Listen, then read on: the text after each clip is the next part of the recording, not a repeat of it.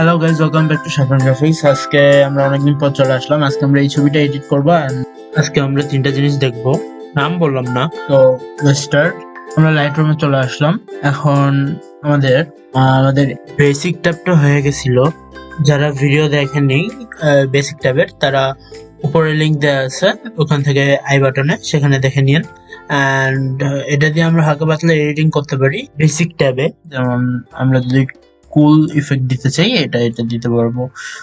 Worm দিতে চাই, এটা দিয়ে এখানে দিতে পারবো। সো আমরা এটা এর আগের বারে দেখেছি। আমরা সেম জিনিস এটা দিয়ে করার চেষ্টা করবো, দেখি করা যাবে কি। সো আমরা ব্লুজে যাব, একটু ওয়ার্ম করে দিব। এটা বেসিক্যালি হলো ফটোশপের মতো কার্ভ। ফটোশপে যে কার্ভ আছে, এখানে সেম কার্ভ আমরা নিচে দিকে একটুখানি দিতে যাচ্ছি, অ্যান্ড এই পাশ দিয়ে একটুখানি। তো আমরা সবগুলার ক্ষেত্রে এরকমই কিছু করব। এখানে আমরা গ্রিনটা হালকা বাড়িয়ে দিব, হাইলাইটসে হ্যাঁ, গ্রিনটা হালকা বাড়িয়ে দিই। শ্যাডোজে ম্যাজেন্টা,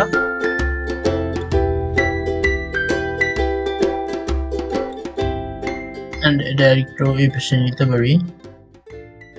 এন্ড আমরা এই স্কাইও চেঞ্জ করতে পারবো। সো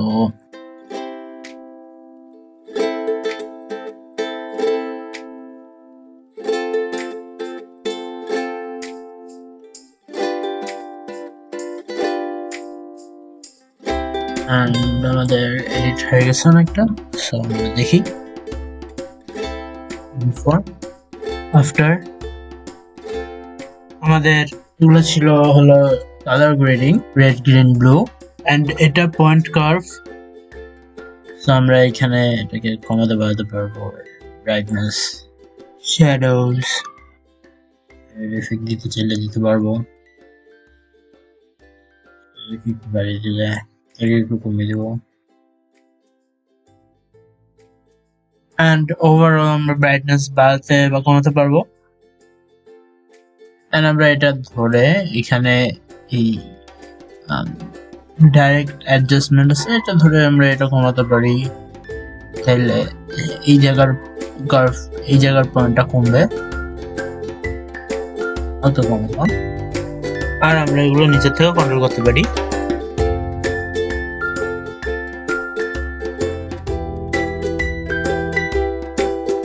এটা বিফোর, এটা আফটার, বিফোর আফটার।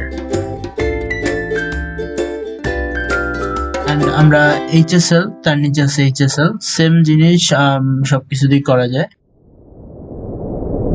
সবগুলো একসাথে করে কাজ করা যায়, আপনার ইচ্ছা।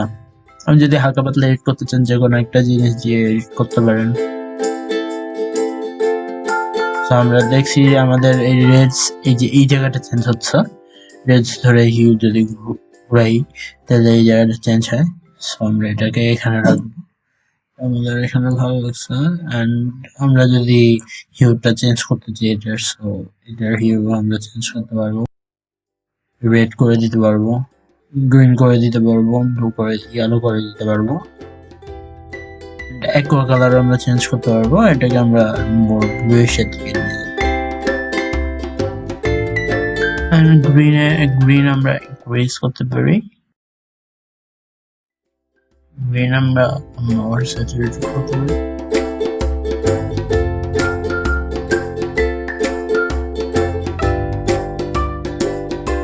এগুলো, এটা হলো ফটোশপের সিলেক্টিভ কালারের মতো। এটা হিউ আমরা অ্যাডজাস্ট করলাম, স্যাচুরেশনে যাই।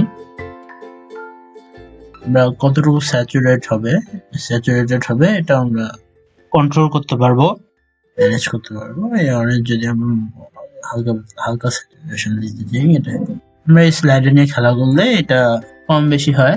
সো আমরা এটাকে একবারে ডিস্যাচুরেট করতে পারি, আবার কম স্যাচুরেশনে যেতে পারি।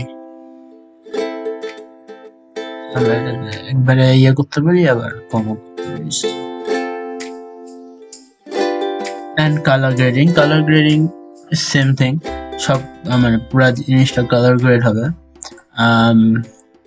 যেমন শ্যাডোজ, হাইলাইট, মিডটোনস, মিড টোনে যাই আমরা, মিড টোন একটুখানি অরেঞ্জিশ পুরোটাকে। this is something is happening.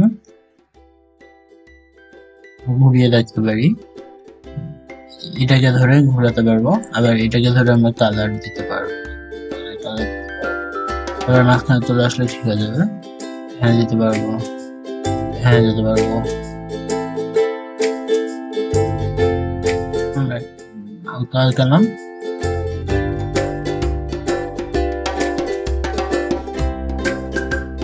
আমরা এরকম করে সেম ভাবে হাইলাইটস দিতে পারবো।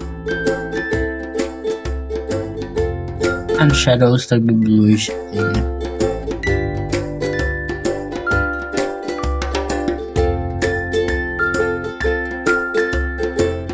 আমাদের ডিটেলস ট্যাব আছে, ডিটেলস ট্যাব হলো এটাকে শার্পেন করা। তো আমরা অল্ট চেপে বুঝতে পারবো যে কতটুকু শার্পেন করছি। যেমন অল্ট চেপে যদি এটাকে ধরি, আমরা হালকা শার্পেন করতে পারবো। হালকা শার্পেন করলেই হয়। মাস্কিং যদি all the way all the way যদি দিই, দেখা যাচ্ছে যে কতটুকু মাস্ক এরিয়া করছে। সো এন্ড আমরা এটা প্রিসেট হিসাবে সেট করতে পারবো যদি আমাদের ভালো লাগে।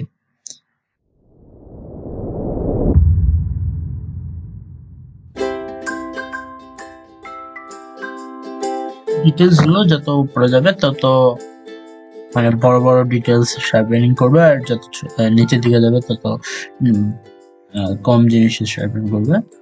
সো এটা অটো হাইড এন্ড শো আছে, সো এটা আমরা ম্যানুয়াল করে দিই, তাহলে ঠিক হয়ে যাবে। বারবার আমরা এটা দিয়ে কালার শার্পেন করতে পারবো যাতে কালারটা একটু এনহ্যান্স হয়। এগুলো হলো নয়েজ রিডাকশনের স্লাইডার।